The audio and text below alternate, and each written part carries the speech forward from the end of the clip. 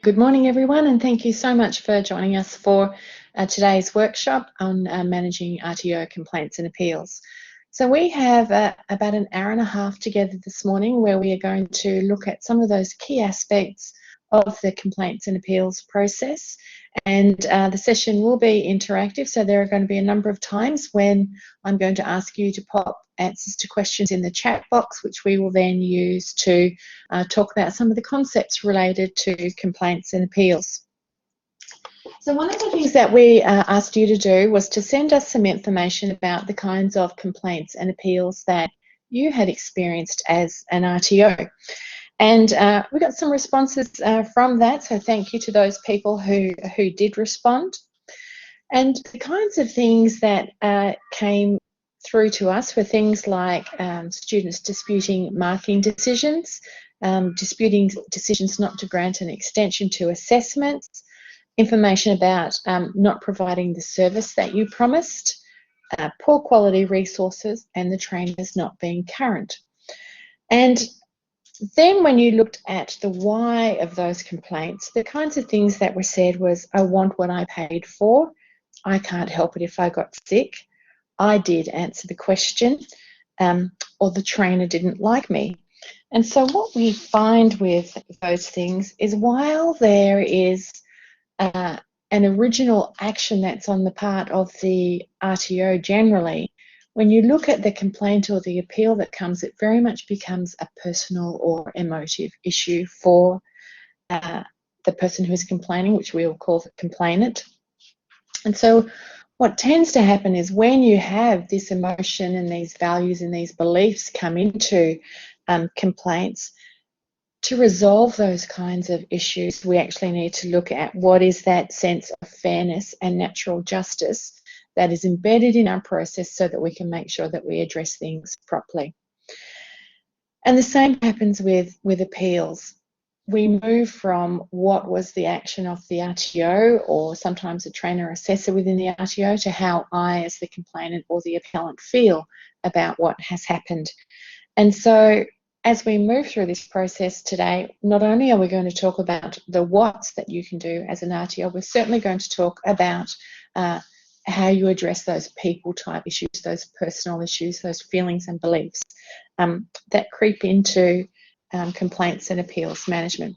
So when you see me looking over here, I'm looking to the slides and also to your comments. As I mentioned, we are going to use the chat box. If you've got questions, please pop them in the chat box.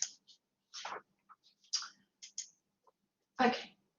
So our workshop today, we've got a number of things that we are going to address. We're going to look at what makes a good process for complaints and appeals, and we're going to look at the principles and procedures that maybe you might put in place in your organisation to help with that. We're going to look at what gets in the way of a good process. We're going to look at what the rights of the learners are. What happens when we have a third party involved, because as the RTO, whenever we get a third party to do anything on our behalf, then we're also responsible for all of the things that they do. We're going to look at how you might learn from complaints and appeals that are offered to your organisation. We're going to look at some external experts that might be involved, for example, mediators or conflict resolution experts. And we're also going to look at how you might avoid a complaint being escalated. So we have quite a lot of information to get through. And at the end of the PowerPoints, which you have a copy of, there is a slide where we've got all of the reference type information in there. So wherever we can point you to information that is going to help you with this, we have in that reference slide. So, of course, sitting here on behalf of the regulator means this stuff must be in the regulation. And in fact, it is in many of the standards that sit within the standards for RTOs. So we have one standard that is completely focused on complaints and appeals within your organisation, and that is Standard 6. We have a couple of clauses within Standard 4 and 5 that are about the learner's rights, and they are 4.151 and 5.2. We have clauses that are about third-party involvement, so when somebody does something on your behalf, they're clauses 2.3 and 2.4. And of course, we have some clauses that are about quality assurance, 2.1 and 2.2, and those clauses are focused on learning from the information that we get, and we get a lot of information about how we operate as RTOs from the complaints and appeals that might be offered to us. So those clauses and those standards sit irrespective of excuse me, which regulator you're dealing with. So I've noticed it on the list of people that sitting in on the workshop today. Some of you are from Western Australia. There's also a lot of people from interstate sitting in, and ASQA or the VRQA would be your regulators in those other states. In the same way that we're going to talk about tax processes, those other regulators also have processes on their website, and the principles that we will talk about today are the same irrespective of which regulator you are dealing with. Okay, so first up, let's deal with what is the difference between these two things, the difference between a complaint and an appeal. So we look at complaints first. So complaints are really allegations that have been made by a learner about something that you have done as an RTO. So it is about your conduct as an RTO. It could be the RTO itself, it could be a staff member within the RTO, it could be a third party that is offering some services on your behalf, or it could actually be another learner of the RTO. So a complaint is an allegation about conduct. An appeal, on the other hand, is a request, and it's a request for you to review a decision that you have made. And most often, appeals relate to assessment, but they also commonly relate to things like decisions about enrolment, decisions about progression, offering some kind of support service to a student. So there are many, many things that appeals can relate to. It's really important to understand the difference between those two things. Complaint is an allegation about conduct, and an appeal is a request for you to review a decision. In either situation, the person who has made the complaint or appeal can actually expect natural justice and procedural fairness to exist within the processes and procedures that we use in our organisations to resolve these issues. So let's think about some of those things. So when we think about complaints and appeals processes, there are some core principles that underpin these processes being successful. And what I want you to do is to jot down your ideas in the chat box about what those principles might be. And I'll give you a bit of a clue as to maybe what one of them might be. If we think, for example, about fairness, when you look at a good complaints and appeals process, it is always going to be a fair one. What other principles might we include to make sure that our process is a good process? So please write your responses in the chat box.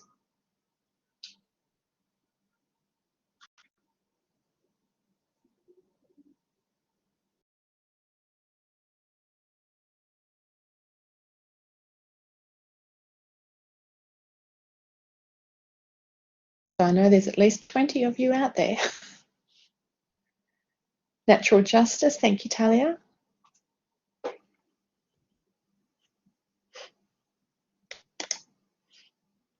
Transparency, yes. Accessibility, confidentiality, timeframes, yep.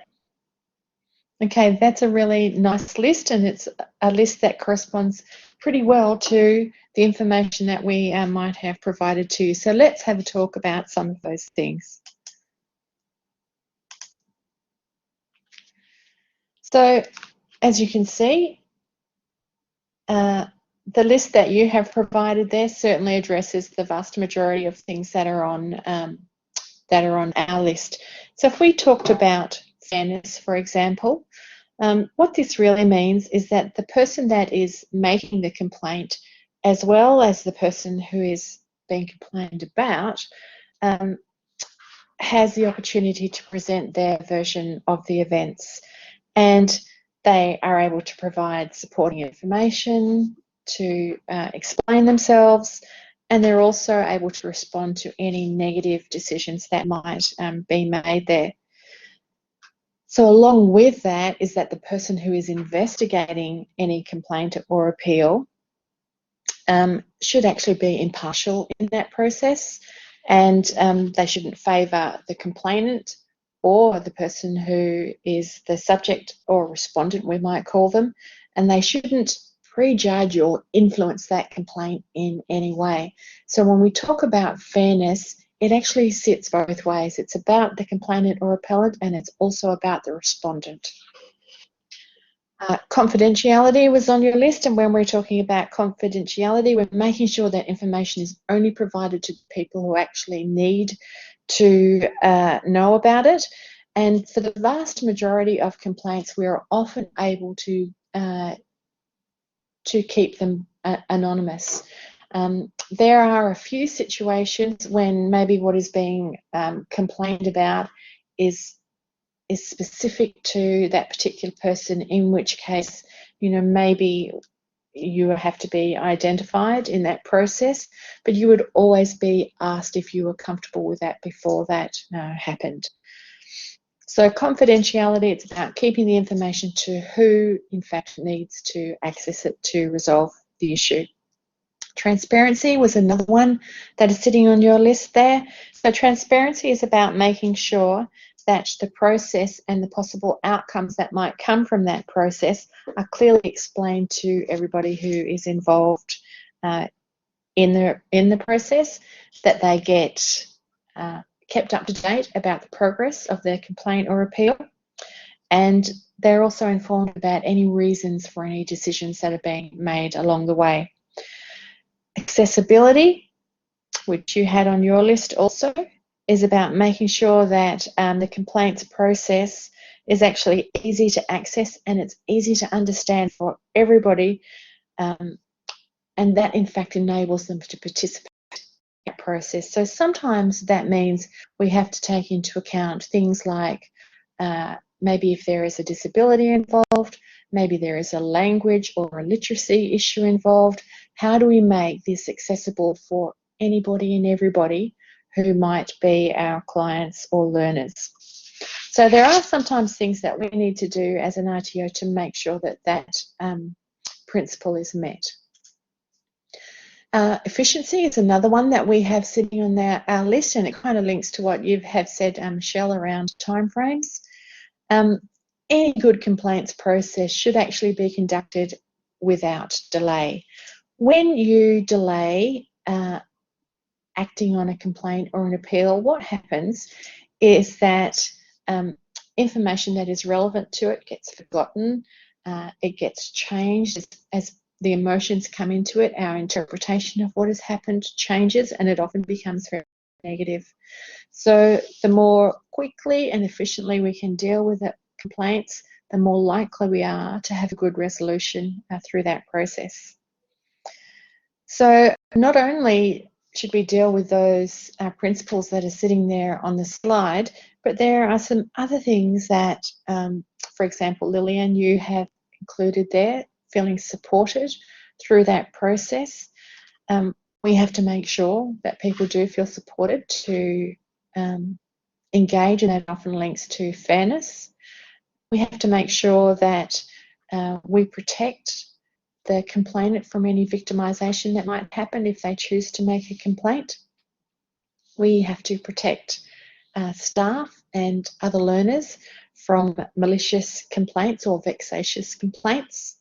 And we need to make sure that we keep the appropriate confidential records of that complaint so that we can learn from what it is that has happened. So those principles are very broad guiding principles around what should sit in our processes. And the next thing that we start to think about is coming down a level. So as an individual, if I was engaging in this process, what would I need? And for example, what you have put there, Lillian, feeling supported is something that I would need as an individual. Some other things that, for example, I might need is I might need a user-friendly process. So again, I want you to write in the chat box, what do you think that we as individuals need when we engage in a complaint and appeals process? And I'm just going to give you a couple of minutes to do that. So things like a timely and cost-effective process. Really, we're making sure that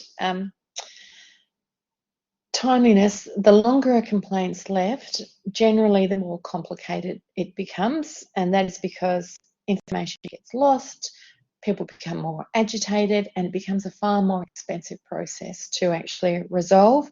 So ideally, a kind of informal complaint where someone might come to you or an appeal, about a 72-hour time frame is a nice time frame to resolve those things informally. Once we start going past that, we start getting some of those issues that I mentioned, user-friendly process, and this is, where Katrina, you're talking about clear steps on how the complaint will be handled and the time frame.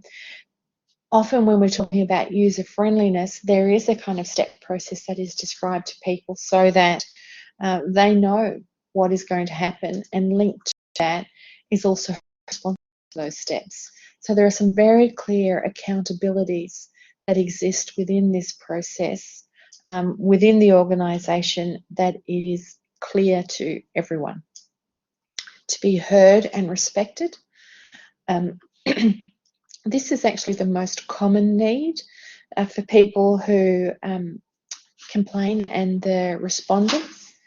When we feel that we have been heard and what we have said is being respected, we are far more likely to trust that the process that is being put in place is going to be a fair one and that the outcome would be appropriate. So it's an enormous risk to your organisation when people don't feel that they have been heard or respected. So you really need to think about how that might happen in your organisation, and you have certainly put that down in some of your comments. So when you're starting to talk about being empathetic and being heard and being supported, this is the kind of thing that we're wanting to see. So generally, people expect some kind of explanation or an apology. And when we think about what the intent or purpose of an apology is, it's really a statement that has got two parts to it. So the two key elements of an apology are that it shows that you feel remorse about what has actually happened, and that you acknowledge the hurt that your actions have caused to the other party. So if you were thinking about a complaint, for example, and an allegation had been made and it was supported, a resolution would have to include an apology that was in fact sincere from your organisation. So you really need to think about how those things are structured and make sure those two elements are there. Those two elements, again, statements that show that you feel remorseful for what has happened and that you acknowledge the hurt that your actions have caused. An action as soon as possible. Now, when we are talking about an action as soon as possible, we're not necessarily talking about that there's a resolution there, but we are talking about that you are letting people know that you are taking action. So it might be things, for example, you're providing them with some information about what you're doing.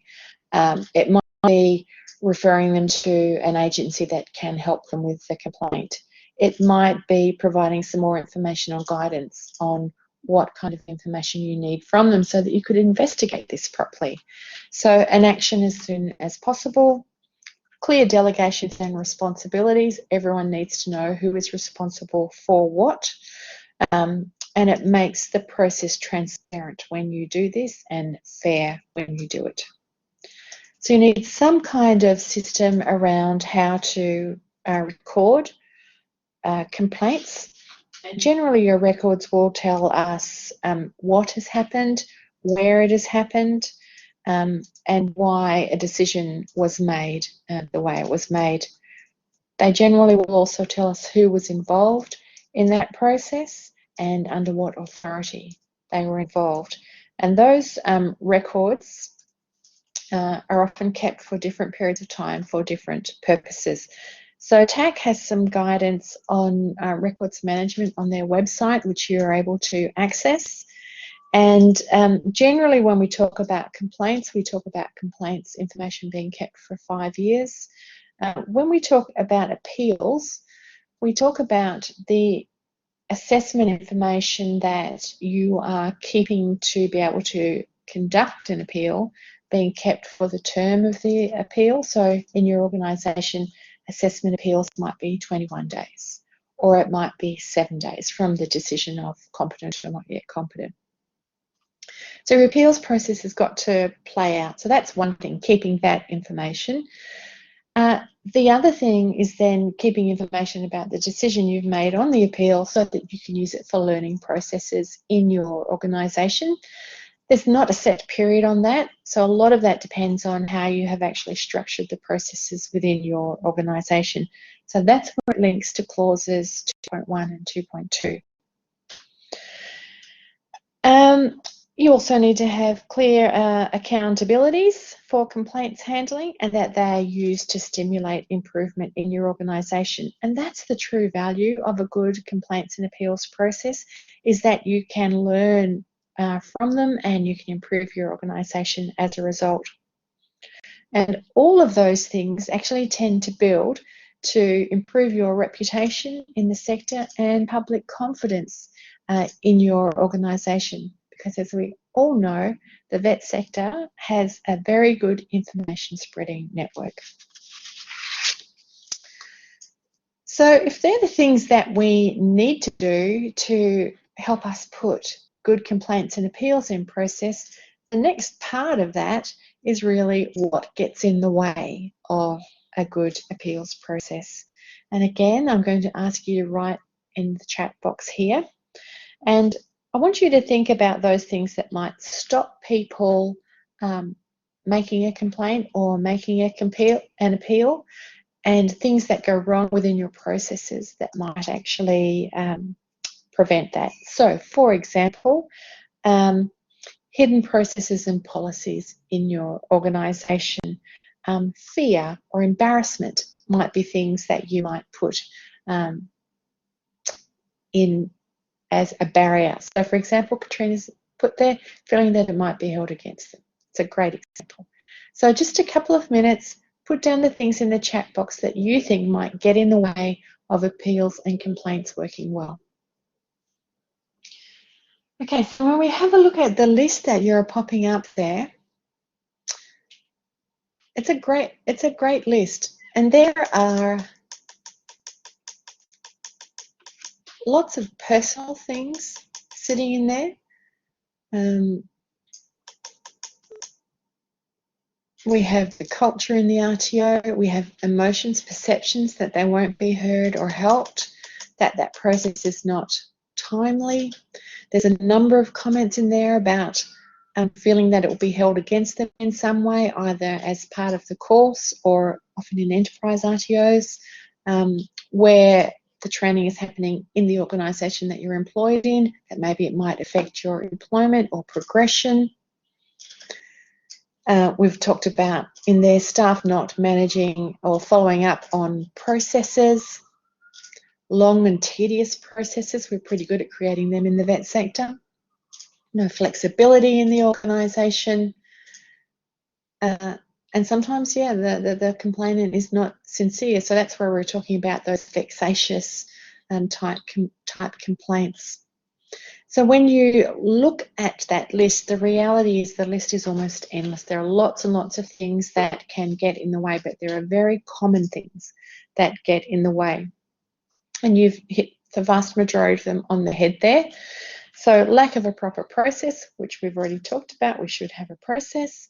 That information not being clear, it not being timely, it not being fair, and those proper protections not being put in place. So when you look at what gets in the way and you compare it with what we said were the principles that would make a good complaints and appeals process, it's clear that there's a linkage between those two things. So while we want you to start from that point of going, what makes a good process, sometimes it's also worth thinking about what goes wrong and how we might make sure that we address those things within our processes. So, not surprisingly, we have a whole standard about complaints and appeals management within our regulation. And the whole intent of that standard is that complaints and appeals information is recorded, acknowledged, and dealt with fairly, efficiently, and effectively. And there's a number of things that actually sit within that standard, a number of clauses in that standard that we need to take into account. Now, one of the things that we would have sent out to you was the user's guide from TAC, and on page 104 of the user's guide, we unpack a little bit what that standard means, and so we're just going to talk about those things now. So when we're talking about complaints and appeals, our standards say you have to have a policy to deal with complaints and a policy to deal with appeals. Some organisations will have two separate policies. Some organisations combine that in one policy. That those policies have to be publicly available. So often we'll find that sitting on the RTO's website. If the RTO doesn't have a website, that's quite unusual now. If the RTO doesn't have a website, it's often at the front counter of an RTO, or it's often sitting in the classrooms, and it is almost always in the student handbook that gets provided to students. So it's publicly available so everyone can access it. The standards are defined and the expectations are defined in terms of how we can prevent or best remedy complaints and appeals. So you will find in most of these documents, someone says, if you have an issue, please come and talk to us first. If we can't resolve it, then there's the complaint process here or the appeals process here for you to use. The process that they need to use to lodge a complaint or an appeal has got to be clear, and you have to explain what you're going to do to make sure that people are not disadvantaged within that process. Complainants should be encouraged to actually seek resolution before there's an escalation of the complaint. And your processes have to follow what we call natural justice and procedural fairness. And I'm going to explain what both of those terms mean. So procedural fairness is actually about the process that are used by the decision maker. And what it makes sure of is that that process used by the decision maker is actually a fair and proper procedure used to make the decision. So it's not about the outcome, it's about the process that is used to get to the outcome. When we talk about natural justice, we actually look to the Australian Human Rights Commission for what definition is of natural justice. And in this country, what it means is that everyone is entitled to a decision that is made by an unbiased adjudicator. So someone who is not involved in the original decision that is being questioned. And that the parties are given adequate notice of the case against them, and they always have the right to respond. So natural justice is something that we need to build into the processes that we have in our organisations. So we make sure that the decision maker in a complaint or appeal is independent of the decision that is actually being reviewed. If the complainant or the appellant is not satisfied with the outcome of the process, then there are arrangements in place for them to actually have that reviewed by an independent third party, so they escalate it. We deal with complaints and appeals promptly, and there are some time guidelines around that in our regulation. So, for example, if the process is going to take more than 60 days, which hopefully it wouldn't, You might have to advise, or you do have to advise all the parties that that is going to be the case and why those delays are happening. That everyone who gives you a complaint or an appeal is actually informed of the outcome, and that you as an RTO have a record of all of your complaints and appeals and the outcomes that you have had through your processes. And this is a really important one,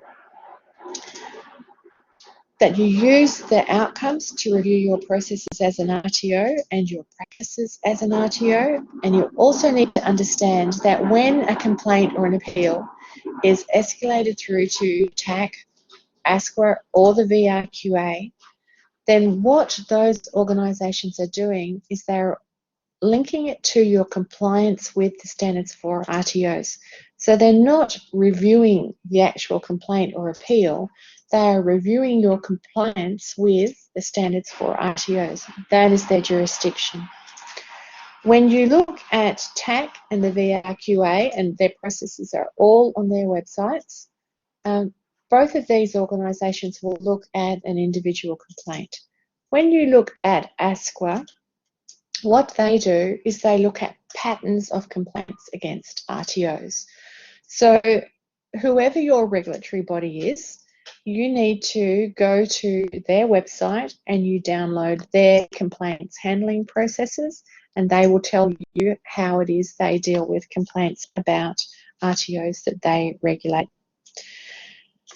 So it's really important that none of the regulators are actually third-party reviewers of the actual complaint, and in most instances, if that's the outcome a student or a staff member, and staff members often complain about RTOs, then they're likely to be referred on to other agencies such as Department of Commerce, maybe the Ombudsman, and they act as third-party reviewers. Okay.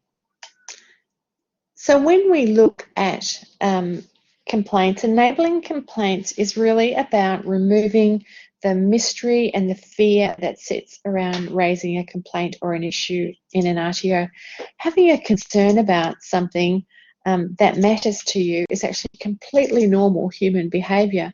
If it didn't matter to us, we wouldn't be concerned about it.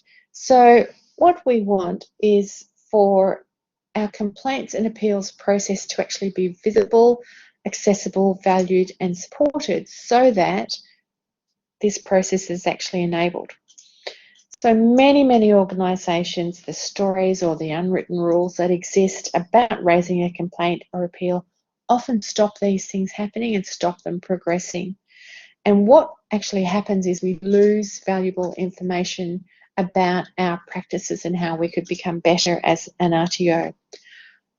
When those things happen, the delays and the mystery that sits around it is also really bad for a complaint, and they often become very ugly in those circumstances. So when they're left, they fester, and we don't want that to happen. The other thing to consider is when you are the recipient of a complaint or an appeal, it's often very uncomfortable, and each of us are going to handle or react to those moments in our own ways. Sometimes the way we react is going to be effective, and sometimes the way we react is not going to be effective.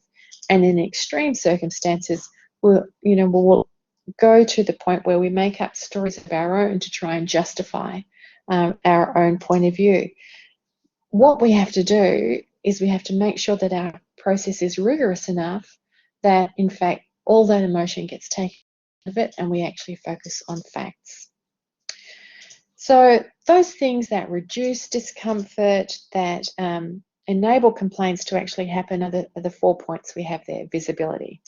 So when processes can be easily found, they're available in formats and languages that are easy to understand, then they become open and people are curious about them and they tend to use them.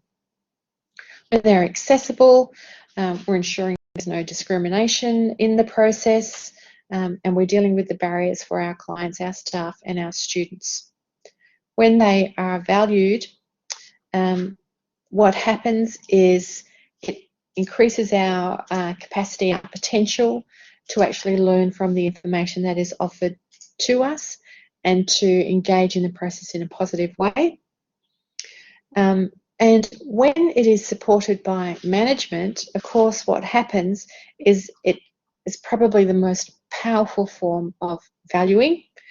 And when they engage in that process, they make sure that the processes are implemented properly and that everyone involved in the process is accountable for their actions.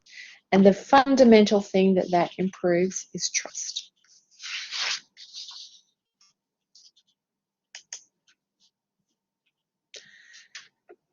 So, what I want you to do now is to think about your organisation. So I know some of you are from RTOs, some of you are from organisations that probably engage with RTOs.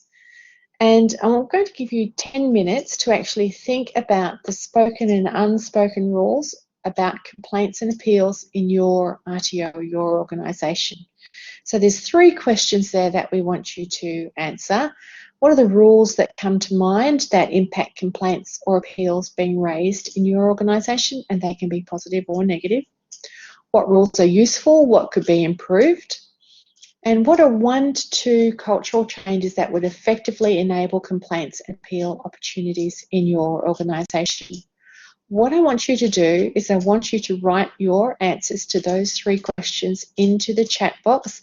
I'm going to turn off the microphone and camera while you do that, and I'm going to come back at about 8 minutes and give you a bit of a prompt to say you've got a couple of minutes left. So 10 minutes, which means we will be looking to have all your responses there by 10 to 11.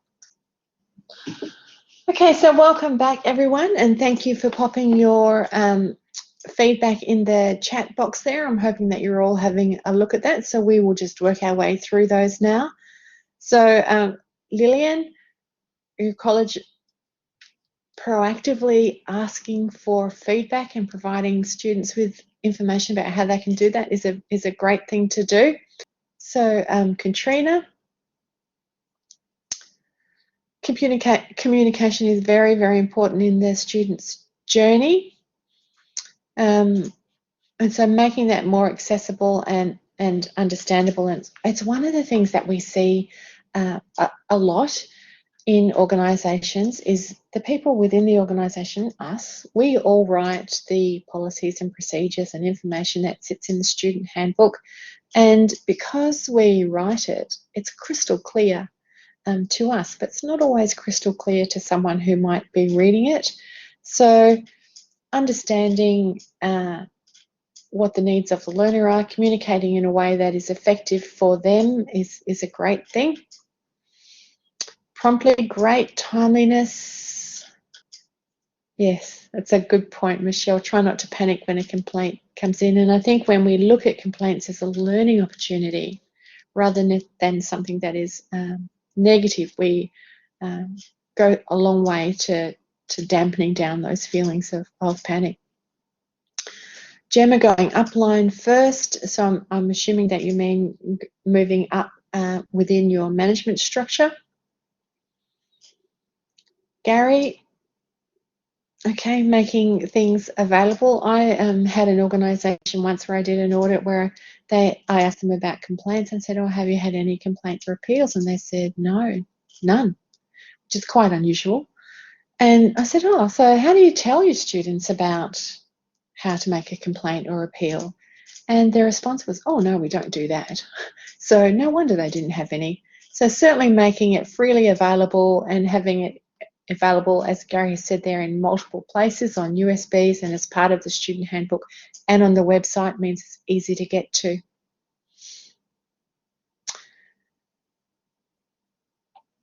Look at the root cause of a complaint rather than personalities, and that's what we were talking about earlier. Complaints and appeals, they're fact-finding missions. That's not fault-finding missions. So we need to focus on that. Using the information by having it as a permanent agenda item at managers' meetings is great. Making the discussion open is a very, very positive thing. And Sheila, yes. So having other people involved in the process means that, one, you get that impartiality that you need, but also that you share the learning from that process throughout your organisation. So complaints and appeals are worth enabling in your organisation, and the reason for that is because they really do provide us with opportunities to learn and improve, and that is most certainly the magic in complaints and appeals. Now, there are a lot of benefits to complaints and appeals, and with every successful complaint that we, or successfully managed complaint that we have, there is generally benefits to three parties: to the community, to learners, and to providers. And we've got a short video that we would like you to watch. This video is about 3 minutes long, and it's a video that was made in New South Wales, and it's the New South Wales Public Service talking about the benefits of complaints and appeals for their organisation. So I'm going to ask you all to watch that video, and then we're going to come back and discuss that. So 3 minutes to watch that video, please. Complaints are actually a good thing. It allows us to get some feedback and insight from our citizens and our customers about how we can do things better and improve and deliver better services on an ongoing basis to citizens, the community, businesses. Overall, it allows us to be better. There are many reasons people might be dissatisfied with government service. Public servants go to work every day intending to help people, but things such as heavy workloads, inadequate training, changing policies and procedures, changing legislation, mobility amongst public servants can lead to mistakes being made. Everyone makes mistakes in all walks of life. Therefore, complaints are an appropriate response when people feel they don't get adequate service. It's not a bad thing, it's part of doing business. We need to strive to make sure it's easy for people to make complaints if they are dissatisfied with government service. Complaints and feedback actually provide a number of benefits to New South Wales. And if we just have a couple of examples: Service New South Wales, Opal, Easy to Do Business, Digital Driver's Licence. A lot of that has actually come from feedback and insights and complaints from citizens. So what it's allowed us to do is actually improve our service delivery across the state to our citizens, to the communities, all throughout. So it's something we're always going to look at: feedback, complaints, and how we can action them to get better. There are lots of things we gain from dealing well with complaints. Firstly, we can fix the problem that prompted the complaint. That problem might be impacting just the complainant who contacted the agency concerned, or it may affect a large group of the community. So fixing a problem is the great benefit of responding well to complaints. We can improve the business processes of the agency. By looking at what has caused complaints for one person, we can identify weaknesses in our business processes that leads to a general improvement across the board. Research that we are collaborating with will prove, we believe, that there is a business basis for doing complaints well. That is, that it's an investment that returns money to the business. The businesses receive feedback from their consumers and make improvements in their services that make them more cost effective generally. And thirdly, it's all about relationships and trust. We all consume government services probably on a daily basis, and we need to be able to complain about them and receive a timely and genuine response. That builds our trust in the provision of those services. There's a number of things if we don't deal well with complaints, and this is one of the things that I always think is very, very important.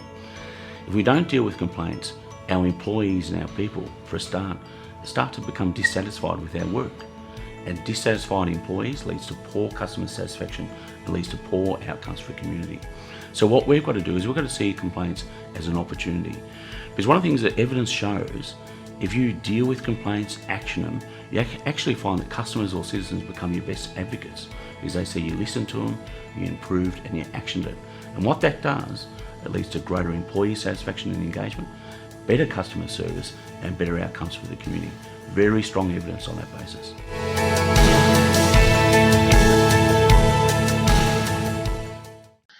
Okay, so that should have finished for you now. And so I'm just going to ask you to write in the chat box, what messages did you take from that video? What was positive about it for you? Yes, so we've got a couple of comments in there about improving your business and the complainant becoming your advocate. The overwhelming message, I hope, that we take from it is that it enables improvement. It allows you to have a look at how your organisation is operating, the effect of your practices, and improve the delivery to your clients as a result of that.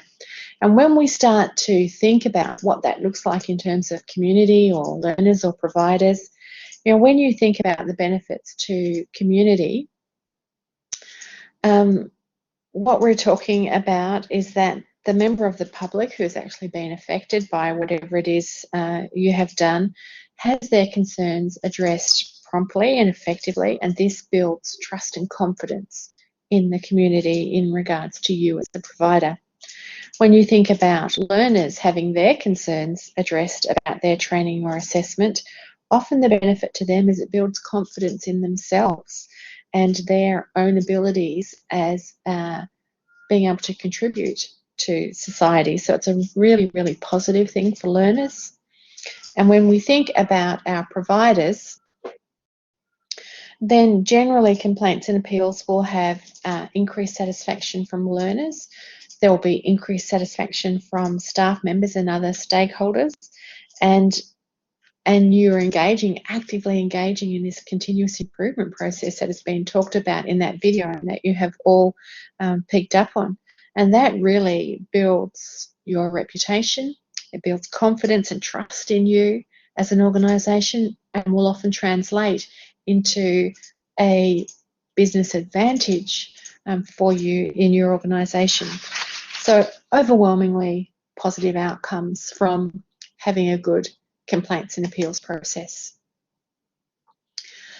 So there are some things that we do in an effective complaints and appeals handling process, and this diagram comes from the Training Accreditation Council fact sheet, RTO Complaints and Appeals, which has just been released this year, so it's on the website now, so you're able to download it. This is one of our revised ones this year. And so I want to talk about each of these steps and what that might look like in your organisation. So when we talk about the prevention of complaints, overwhelmingly that relies on us as an organisation having really clear defined standards and expectations about what is going to happen and what people can expect in the service that we are offering to them as an RTO. It requires all people involved, so not only the student but our staff and anyone who might be engaging with us as a third party to understand what those expectations are. And of course, when we talk about third parties, that's one of the things that we see as a real risk in those relationships is, does that third party act and behave as you would want them to as a representative of your RTO? So some examples of things that might fulfill this bill would be things like maybe having a code of conduct where you explain to the students what your expectations are of them and what they can expect of you. You would make sure that that is out there and is easily accessible by everyone who might need to see it. You might, for example, have flowcharts around the basis for your decisions, and it's very, very common to see flowcharts linked to complaints and appeals processes, but that might also be around things like enrolment processes. It might be around how you decide whether you're going to provide student support. So making it very visual and accessible to all of your learners. It could be, for example, in your assessment process, having clear information around how the principles of assessment and rules of evidence are actually put into practice in your organisation. How are we going to make a judgment about you? We are going to look at 4 lots of this, and we're going to look at it in this way. This is how we're going to decide whether the evidence that you offered to us actually meets the standard. So there's lots and lots of things that you can do to prevent complaints and appeals happening. So let's say we get one. So that early intervention is probably the most important thing there, and that is often linked to informal resolution. Talk to us about the issues that you are having. So when people are doing this, in essence what they're doing is they're engaging in what we might call direct resolution. So they're coming directly to you and trying to resolve the issue with you. What that does is it helps maintain relationships and it avoids potential escalation. It allows things to be managed quickly, and when we handle it well, we've also done that appropriately. So sometimes, always the preference is to have those informal processes address the complaint or the issue that people have. Sometimes that's not possible, and we move into formal processes for complaints and appeals resolution. So when we are talking about formal processes, then it needs to be accessible and prompt, all those things that we have already talked about. A transparent and simple process for people to follow. So if I was a person who was going to make a complaint or an appeal, there should be something that's very easy and tangible for me to lay my hands on that says, this is how you make a complaint, here's the form or the process that you use to do it, and this is how it's going to be handled by us as an organisation. So we make sure that everyone has access to the information that they need in that, and there's a fairness aspect in that we talked about earlier, and that when you make a complaint about something, you have to expect that the person or the organisation that you are making a complaint about, or the decision that you're asking to be reviewed, in that process, the evidence that you use to make your complaint or your appeal, it's got to be made available to the other person. So making it clear that that is the case, but your confidentiality, your anonymity will be protected as far as possible within that process. Everyone has to have the opportunity to be heard, people making the complaint or appeal and the respondents to that. We have to make sure that it is reviewed by an impartial person, and we have already talked about that, and that whatever review we undertake is actually evidence-based. So this is not about feelings, it is about facts, and it is based on evidence. And the decisions we make as an RTO have to be defensible. So the way to do that is to have an evidence-based process, and for that to be transparent. Excuse me. And the other thing, of course, is that that complaint or appeal has got to be resolved in a reasonable time frame, and that means as soon as practical. So if there are delays, and sometimes they do happen, make sure you keep everybody informed. A reasonable time frame within the vet sector, it's still quite a long one in my view, but a reasonable time frame, we would talk about maybe 30 days. So within a month, you have had your complaint or appeal resolved. The formal time frame around delays in our regulation is 60 days. Any longer than that, and you really need to be keeping people regularly informed about what's going on. So, and the thing about that and keeping people regularly informed, when you think about the human mind, when there is an absence of information, we tend to make up our own stories. And so what often happens is that makes it worse and it escalates the issues. So in every situation, the complaint, a formal complaint, should be put through the RTO's processes first before it ever gets to the regulator.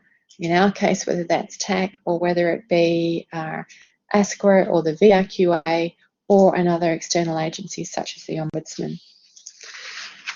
The review process is making sure that there is the capacity for having an independent review, and so that is generally someone external to your organisation.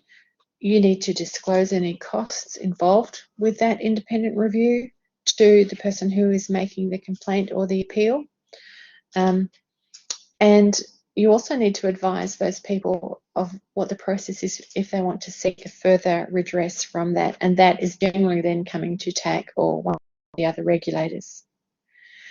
And the last part of that, this continuous improvement, is actually about accountability and learning. So us being accountable for our actions as a trainer and assessor, as a training organisation, or as a partner to a training organisation, and making sure that we take a rigorous look at the complaint or appeal, or the patterns of complaint or appeal that exist in our organisation, so that we can make good decisions about how to improve our products and our services.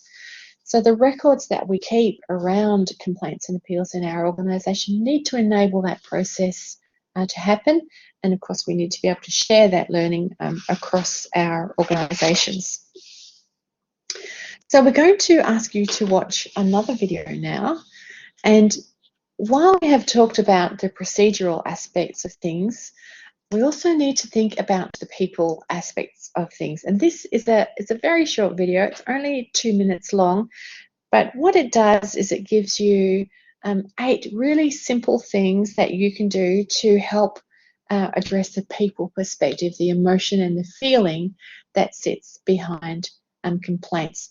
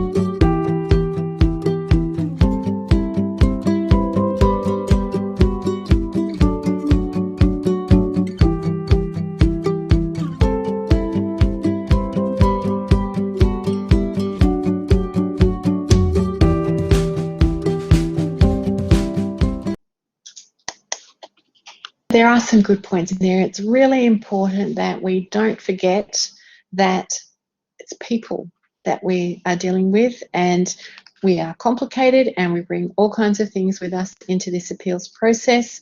When we deal with the people aspects of things effectively, it allows us to focus on the fact, process, practice type aspects of the complaint and appeal, and get better at what we do. So I'm going to ask you to do another activity now where we actually put the spotlight on your RTO. And again, we want you to answer very specific questions about your RTO. And if you feel comfortable sharing them in the chat box, to put them in the chat box once you have answered those. So what complaints and appeals management processes are actually already in place in your RTO? What's working well with those? What's not working so well with those? And are there any obvious gaps that you feel you need to work on in your RTO? So we have 10 minutes to actually work on that exercise, which will bring us back at 25 past 11. So I'm going to turn the microphone and camera off while you complete that exercise. I will come back in 8 minutes and remind you, and we'll be back in 10 minutes. Thank you.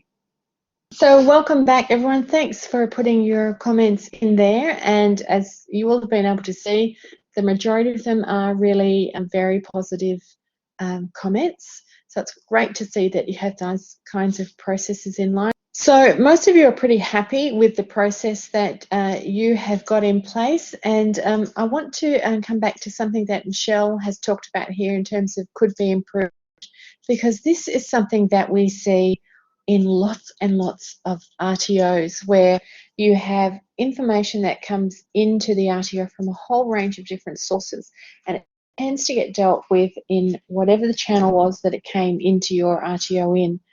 And the reality is, when you start to put all of these things together, they can often give you a different picture to what you get if you just look at one piece of information in isolation. So I think it is a great idea that you have got there, Michelle, about collating all of those different sources of feedback to identify trends and work on those trends. So thank you for putting that there. Lots of very positive ones. Lillian, the suggestion about rolling out PD workshops to your managers to help them understand that, and focusing on the human factors is very, very important. So when we think about the situations in our RTOs, overwhelmingly they're quite positive. However, there's always things you can do to improve. So one of the exercises that we're going to ask you to do by yourselves later on is to think about complaints in your organisations, and there may be something in there that you pick up on. So the last thing that we're going to talk about is who else might be involved in complaints and appeals with you. So this is actually information that we've taken from the Legal Aid website, Legal Aid WA, and they have a section of their website that explains mediation and dispute resolution, and they are two alternatives for you when things aren't able to be resolved within your organisation. So in both of those situations, mediation, dispute resolution is when there is a neutral person that actually helps the two parties talk to one another to reach an agreement or a settlement on whatever the issue is. And really what it does is it creates a situation in which the two parties can talk to one another in a way that is respectful and safe for both parties. And there is often an agreement that is reached when you are using these processes. However, there's also often a cost involved in using these processes. So if you get to the point where you are needing to use mediators or dispute resolution specialists, then you need to make really clear to people what those costs are.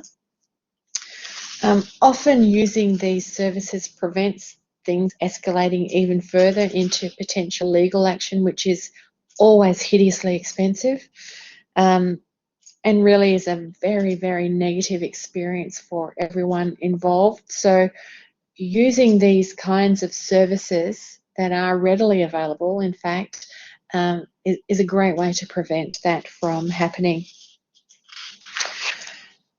Some of the cons of maybe using mediators or dispute resolution specialists is when you, the cost, that's one part, but also anything that you discuss in a mediation or a dispute resolution situation can't actually be used in other situations. So for example, if something came up in there that was unknown, it can't be used to raise another complaint or appeal. So it's very much what's said in the room stays in the room, and it is used for reaching a settlement in that room. There are legal avenues that you can take if these processes don't work. You might want to consider what's called collaborative law or arbitration. And again, Legal Aid actually has a link to explain these services. It's called Other Ways to Sort It Out. And when you are going to use these processes, make sure that in the information you provide to the people who are involved, that it is clear what these services are about, what the cost is, and what they can do in the process. So really what's left for us to do now is actually to think about how we might prevent escalation of complaints and appeals in our organisation. And this is where you actually need to take this and you need to do this activity by yourself. It's a reflection activity, and potentially I think it will take you 15 to 20 minutes to actually just sit and think about this in your organisations. And those steps that we talked about earlier in our session about those things that we should put in place to make sure that complaints and appeals work, this activity is asking us to go back and have a look at each of those steps within our own organisations and think about what possibly could result in escalation and what we could do about it to prevent that from happening. Often this is a refining process rather than a completely, oh, we've missed something and we need to add something in, but it is a useful activity for you to do in your organisation. So a little earlier I mentioned that there was a list of references and resources that you could access to help you and get more information. So obviously our standards for RTOs and the TAC Users Guide is there for you. ASCA and the VRQA also have users guides and additional information on their website, so you would be able to access those things from their website. We have our fact sheet around complaints and appeals. You might also look at the Australian Human Rights Commission Good Practice Guidelines for internal complaints processes. WA Ombudsman has information about handling complaints in your organisation, and Legal Aid has information about mediation and dispute resolution services. So there's lots of help out there for you as you think about these processes in your organisation. And of course, you can always ring us in at TAC. Our contact numbers are there. And after this session, you will be getting a feedback form. So if there's anything that you think we could improve on in the way we have offered this workshop to you, or information that might be included, your feedback is very, very welcome. Thank you for joining us today, and we hope that you have found the information useful and that you're able to apply it in your organisations. Enjoy the rest of your day.